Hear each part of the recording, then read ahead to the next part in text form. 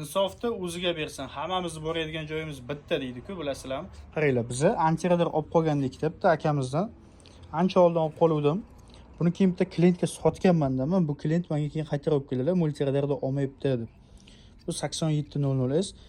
Buni olib qolayotgan paytim egasi aytibdi, ochilmagan, javob, ukajon, javob dedi. Boltlari ham haqiqatan teginilmagandi. Lekin buni ichini ochsaylik, mana yerda polni arjabayram bo'lganda. Bu normalniy remont bo'lgan, ancha narsasi remont bo'lgan ekan. Iloji boricha akalar, men sizlarga pullaringni naqd beryapman yoki hamma ishlaringni to'liq bitirib beryapman. Men sizlarni aldamayapman. Iloji boricha bizga ham oldi berdi qilgan paytlaring, sizlardan olib qolgan narsamizga biz ham kuymaylik, biz ham birovga sotsaylik, u ham kuymasin. Hozir biz buni olib qoldik.